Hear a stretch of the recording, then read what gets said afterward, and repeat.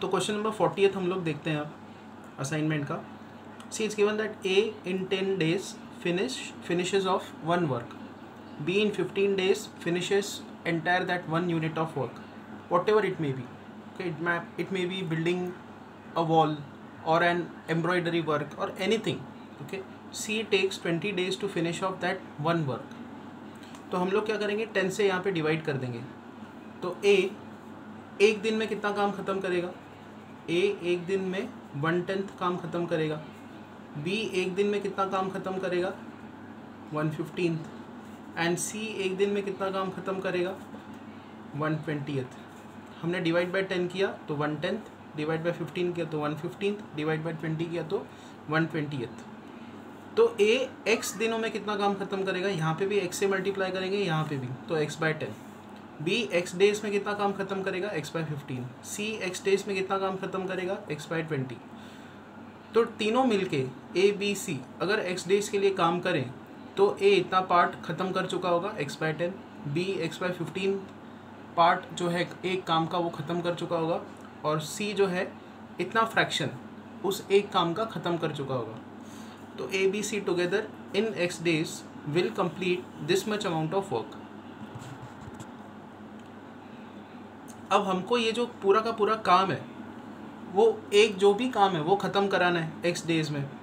तो हमने अजम्पशन क्या लिए कि A B C together in x days finish that one work. तो यहाँ से क्या समझ में आता है, ये वाला जो फ्रैक्शनल टर्म है और ये 1 ये इक्वल होना चाहिए कि पूरा वो जो एक काम है वो ख़त्म होना चाहिए A B C की तरफ से x डेज में. ये हमारा अजम्पशन है. तो x/10 plus x/15 plus x/20 is equal to 1.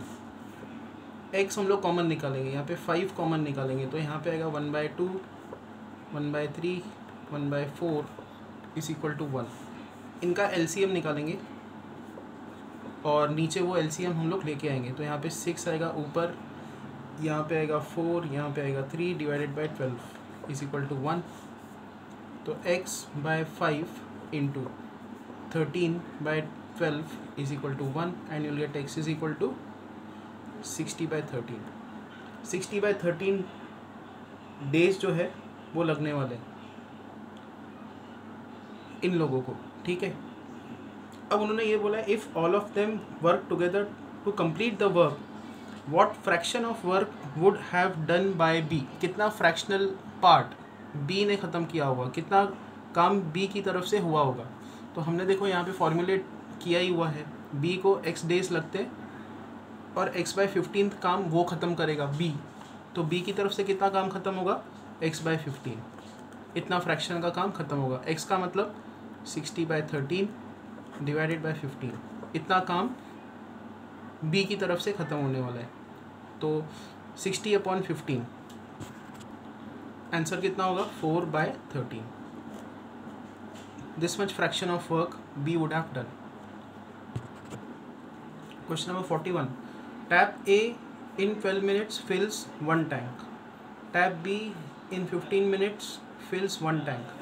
तो इन्हीं स्टेटमेंट्स को हम लोग क्या लिख सकते हैं? Tap A in 1 minute will fill 1/12 of the tank and tap B in 1 minute will fill 1/15 of the tank. 1/12 amount A की तरफ से फिल होगा, 1/15 अमाउंट B की तरफ से फिल होगा टैंक का 1 मिनट में. फाइन. अब अगर दोनों टैप्स को साथ में 3 मिनट के लिए ऑन रखा जाए तो कितना टैंक फिल हो चुका होगा? तो 3 मिनट से हम लोग मल्टीप्लाई करेंगे. 3 मिनट्स, यहाँ पे भी आएगा 3 मिनट्स, यहाँ पे भी 3.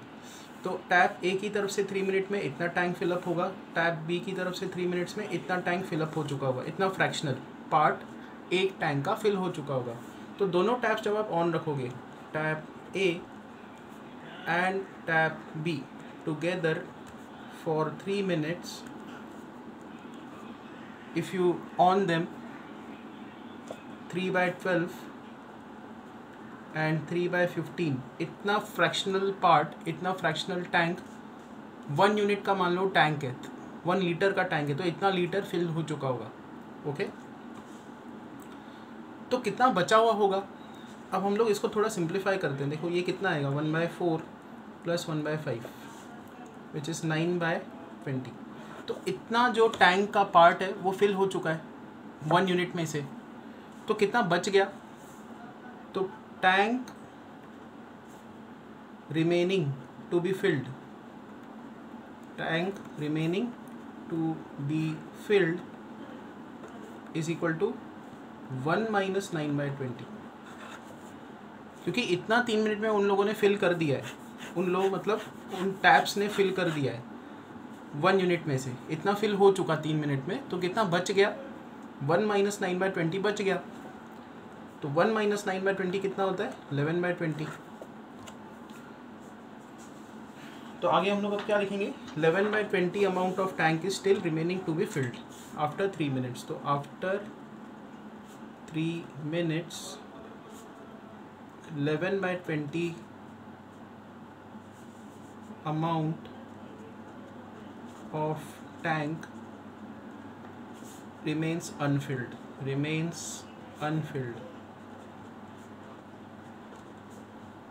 अब ये जो अमाउंट है 11/20 का, ये अकेले किसको फिल करना है, ये अकेले बी को फिल करना है। तो अब देखो, let B take x minutes to cover 11/20 of the tank, कि मान लो x मिनट लगने वाले b को, यही x हमको निकालना है इस क्वेश्चन में।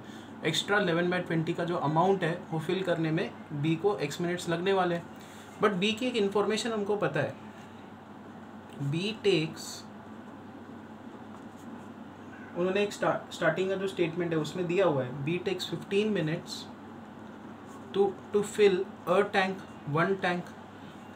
हमको बस ये निकालना है कि कितने मिनट में 11/20 ये फ्रैक्शनल पार्ट जो है टैंक का वो फिल होगा, ये फ्रैक्शन जो है x हमको निकालना है। बट जबकि हमको पता है कि b जो है 15 मिनट्स में पूरी टैंक भर देता है। ओके, यहाँ से हमको x निकालना है। सिंपल आप ये भी कर सकते हो, रेशो ले लो इनका, x/15 should be equal to 11/20/1। या आप ये भी कर सकते हो कि इस इक्वेशन को x से डिवाइड कर दो। अगर आप x से डिवाइड करोगे तो यहाँ पे क्या आएगा, 1 मिनट आएगा, यहाँ पे डिवीजन में आ जाएगा x, हमने x से डिवाइड कर दिया।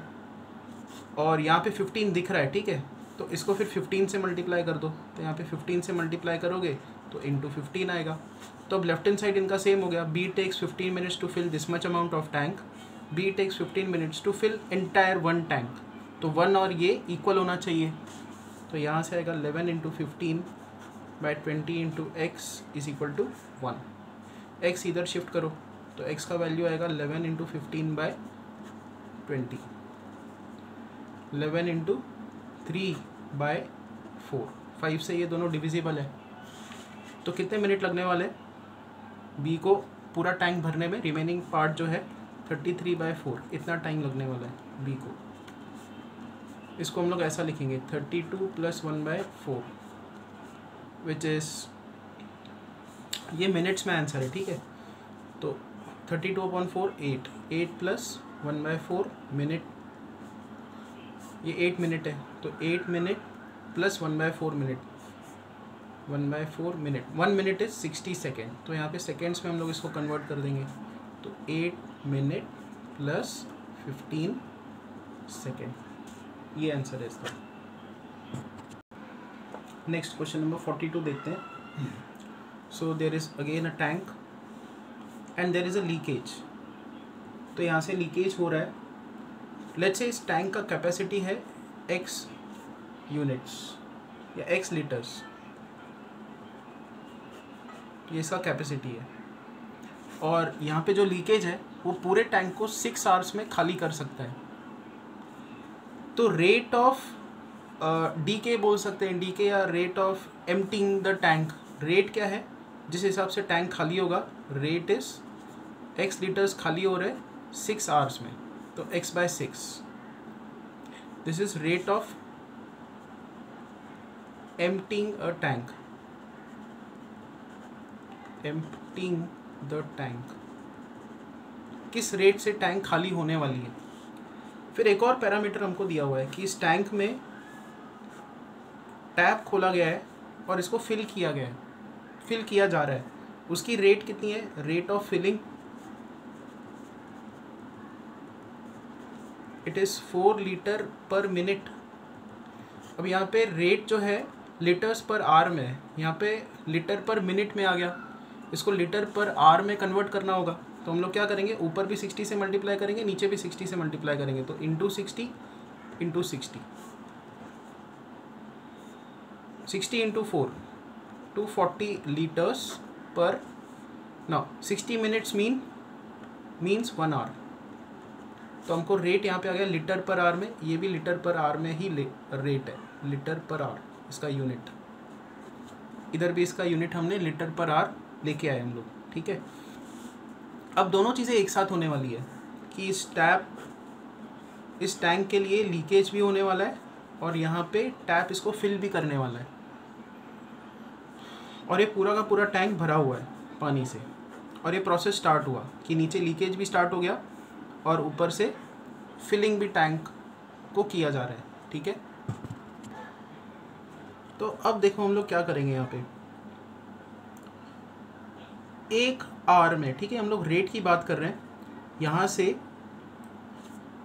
एम्प्टिंग द टैंक x/6 के हिसाब से होने वाला है कि इसका x लीटर खाली होने वाला है 6 घंटे में, ठीक है। तो इसकी रेट है कुछ, तो बिकॉज ये एम्प्टी हो रहा है तो हम लोग इसको नेगेटिव साइन से डिनोट करेंगे, -x/6 this much amount of volume per hour is being to be emptied, ये खाली होने वाला है इतना अमाउंट। और ऐड कितना होने वाला है, इसमें ऐड होने वाला है, ऐड इसलिए प्लस, तो 240 लीटर्स पर आवर मतलब पर 1 आवर, ये भी लीटर पर आवर, ये भी लीटर पर आवर। तो ये इसका रेट हुआ, किस रेट से टैंक जो है खाली होने वाला है, क्योंकि ये जो रेट है ये इसको खाली करने वाला है, ये रेट उसको भरने वाला है। तो दोनों को हमने, इसको नेगेटिव साइन हमने दे दी, इसको पॉजिटिव साइन दे दी, तो हमको इफेक्टिव रेट ऑफ एम्प्टिंग मिल जाएगा, ठीक है। तो रेट को जब कभी आप मल्टीप्लाई करोगे टाइम से, ये पर आवर में है ना, तो जब आप 8 आवर से मल्टीप्लाई करोगे तो आपको क्या मिलेगा, वॉल्यूम, ये क्या है, this is volume emptied in 8 hours, emptied in 8 hours। 8 घंटे में कितना पानी का जो वॉल्यूम है वो ख़त्म होने वाला है, वो खाली होने वाला है, बट उन्होंने इसका इन्फॉर्मेशन दे के रखा है। सी, ये इफेक्टिव वॉल्यूम है जो खाली होगा 8 आवर्स में, बट 8 आवर्स में क्या हो रहा है, 8 आवर्स में पूरी टैंक खाली हो रही है, मतलब कितना खाली हो रहा है, पूरा का पूरा वॉल्यूम वो खाली हो रहा है, एक्स इसकी जो कैपेसिटी है वो पूरी की पूरी खाली हो जाएगी। यहाँ पे जो भी वर्ड फिलिंग से आ रहा है, फिल वो पॉजिटिव होगा, जो भी जहाँ कहीं भी वर्ड खाली लग रहा है, खाली मतलब एम्प्टिंग, वहाँ पे नेगेटिव साइन आएगी, क्योंकि 8 आवर्स में टैंक खाली हो रही है, एम्प्टी हो रही है, इसलिए यहाँ पे नेगेटिव साइन आएगा। अब इस इक्वेशन को जो अगर आप सॉल्व करो तो आपको x की वैल्यू मिल जाएगी, मतलब आपको मिल जाएगी इस टैंक की कैपेसिटी। तो इसको सॉल्व करते हैं इक्वेशन को आगे, देखो यहाँ पे क्या टर्म्स आएंगे, 8 को अंदर शिफ्ट कर देंगे हम लोग, तो -x/6 into 8 plus 240 into 8 is equal to -x। इस टर्म को हम लोग राइट साइड पे शिफ्ट करेंगे, तो 240 इंटू 8 ये होगा 8/6 इंटू x माइनस x। इसको सॉल्व करते हैं, 240 into 8 is equal to 4/3 x minus x। 240 into 8 is equal to x/3, और 3 को इधर शिफ्ट करेंगे तो हमको x की वैल्यू मिलेगी, x is equal to 240 into 8 into 3 which is equal to 240 into 24 which is equal to 24 का स्क्वायर 576 और ये 10, 5760 लीटर्स इसकी कैपेसिटी है।